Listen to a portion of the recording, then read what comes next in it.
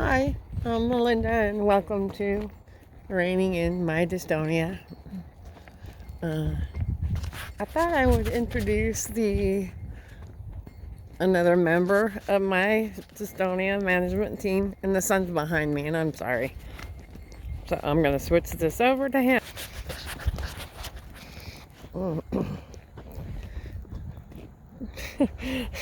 Let's see your head. Oh boy. Let's see your pretty head. There you go. Okay. This is Smokey, and he is another member of my Dystonia management team. At the time I got Smokey, we had another horse that we had decided we wouldn't be able to keep, and we had been feeding that horse for a few years and not riding him or anything. His name was Mutt. That's a long story. Anyway, we eventually got to the point where we decided it was time to think about getting another horse that we could, or that I could ride, because the old man was getting older. So we started looking for horses. Horses. I was looking for bomb-proof horses. I don't consider myself to be an advanced rider. I don't even consider myself to be an intermediate rider. At any rate, so we were looking for a horse that I could ride, and that if my husband decided to start riding again one day, maybe he could ride. Here comes another car. So I didn't really have anybody helping me. It was a daunting task.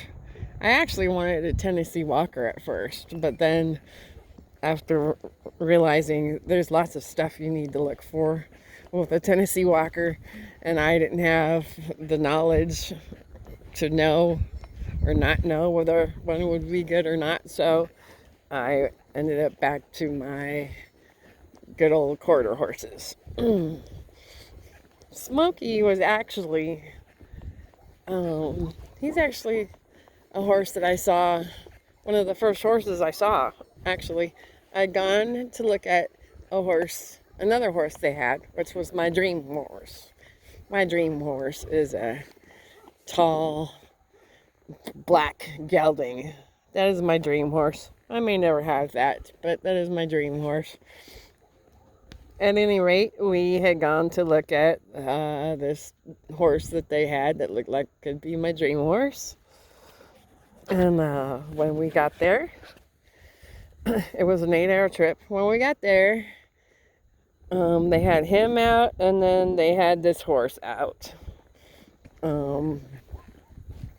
They said, we got this horse here, and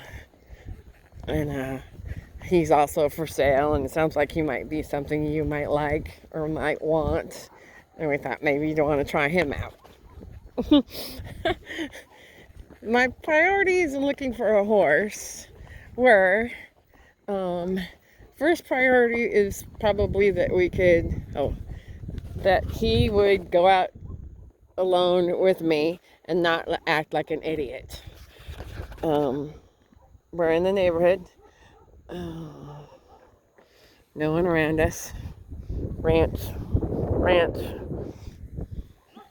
All by ourselves.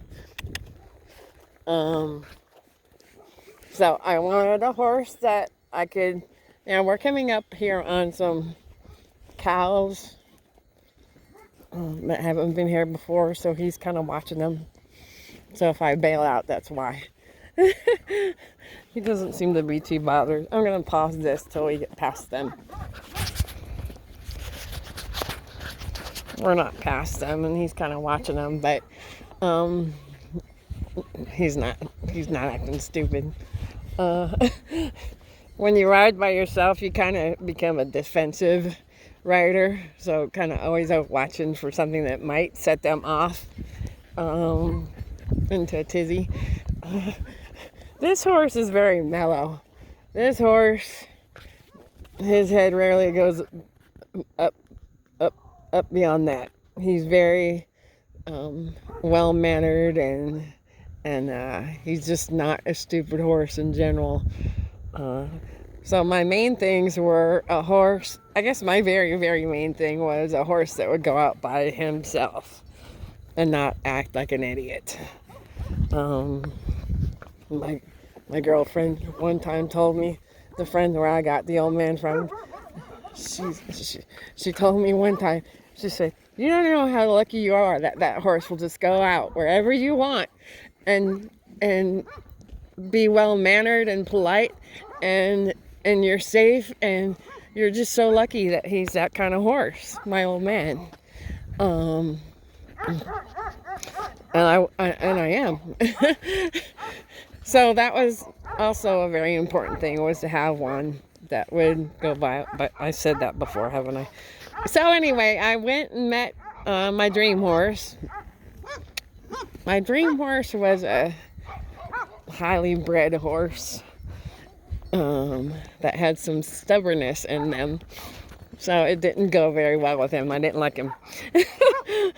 And then, so I went ahead and got on this one. He was very soft-sided. I didn't like that. Anyway, I got on him, and I liked him, and I rode him. Somebody rode with me a little bit, and then I rode him kind of like around the place a little bit by himself. And then we put him in a dry lot where I could catch him, and I caught him. And so, his name was Gunner. I did not like him. I'll be honest. I did not like this horse when I met him. Not because of his personality, but his color. I was not crazy about his color.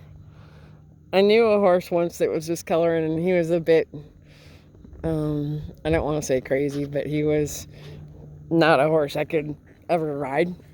He wasn't my horse. So anyway, I was faulting this horse for his color. Yes. I also had wanted one a little bit taller.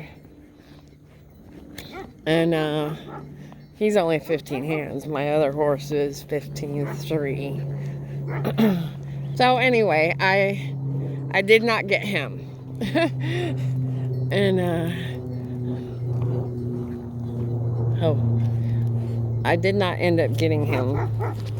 But I looked at a couple horses that day, and him included, and we came home, and I looked at some more horses a couple weeks later, and anyway, in my head, in my heart, God kept telling me, get the Grula, get the Grula, get the Grula, get the Grula, which is what he is, the Grula.